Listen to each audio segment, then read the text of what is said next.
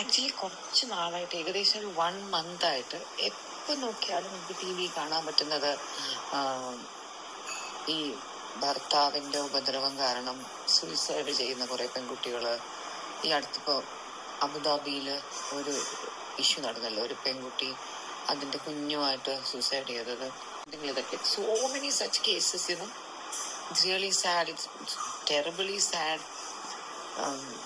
ഈ ശ്രീധനത്തിന്റെ പേര് പറഞ്ഞിട്ടായാലും ഈ ആണുങ്ങളുടെ ഒരു സാഡിസം, ഐ തിങ്ക് നമ്മുടെ എല്ലാ പെൺകുട്ടികൾക്കും we should actually give them like എന്താണ്, കല്യാണത്തിന് കുറെ സ്വർണ്ണം ഇട്ട് കൊടുക്കുന്നതല്ല, ആദ്യം അവർക്ക് കൊടുക്കേണ്ടത് അവരവർക്ക് വേണ്ടി എണീറ്റ് നിന്ന് സംസാരിക്കാനുള്ള ആ ഒരു കഴിവും തൻ്റെ ഇടവും, like power they should have that can protect them, അവർക്ക് അവരെ തന്നെ പ്രൊട്ടക്ട് ചെയ്യാനും അവർക്ക് അവരുടെ ജീവിതത്തിന് ആ ഒരു കഴിവ് അവർക്ക് വേണം, സ്മാർട്ട്നെസ് അവർക്ക് വേണം.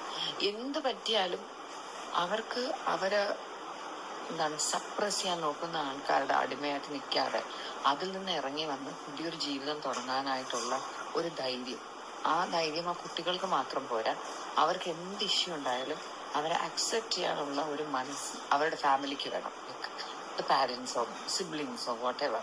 So എന്നും ഒരു പെൺകുട്ടി കല്യാണം കഴിച്ച് പോകുമ്പോൾ should tell that girl, this house is your house, you're always welcome back here with your child.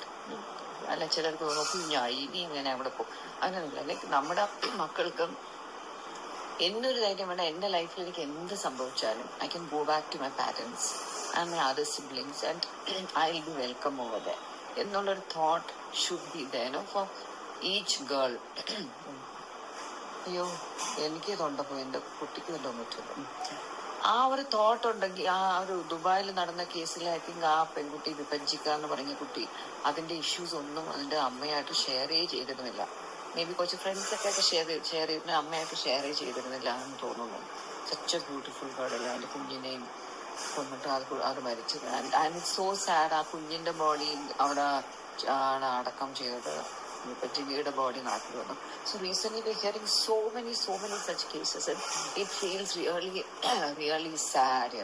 തുടങ്ങുന്നതിന് ശേഷം എത്ര കുട്ടികൾക്കാണ് ഇതുപോലത്തെ ഓരോ ഇഷ്യൂസ് ഉണ്ടാവുന്നത്, and they are all ending their life, which is really sad.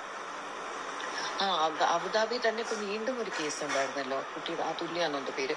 And like so many case. അതിന് എന്തിനാ I am just thinking it's really sad. Like എല്ലാവർക്കും ഒരു ഇഷ്യൂ ആകുമ്പോൾ എല്ലാവരും ജീവിതം എൻഡ് ചെയ്യുന്നതിനെ കുറിച്ചൊരു തോട്ടിലോട്ട് പോകണം, അല്ലാതെ നമ്മുടെ ഇഷ്യൂസ് ഉണ്ടാകുമ്പോൾ ലെറ്റ് സ്റ്റാർട്ട് ഫ്രം ഹിയർ എന്നൊരു തോട്ടിലോട്ട് കുട്ടികൾക്ക് പോകാൻ പറ്റണം. Okay, like this is not the end of everything. Because നമ്മുടെയൊക്കെ ലൈഫിൽ, നമ്മുടെ ചുറ്റും തന്നെ നിൽക്കുന്നവരുടെ ലൈഫിൽ ഒരു ഡിവോഴ്സ് ഒക്കെ കഴിഞ്ഞിട്ട് ഒരു സെക്കൻഡ് മാരേജ് തുടങ്ങിയതിന് ശേഷം എത്രയോ ബെറ്റർ ഒരു ലൈഫ് അവർ ലീഡ് ചെയ്യുന്നത് നമ്മൾ കണ്ടിട്ടുണ്ട്.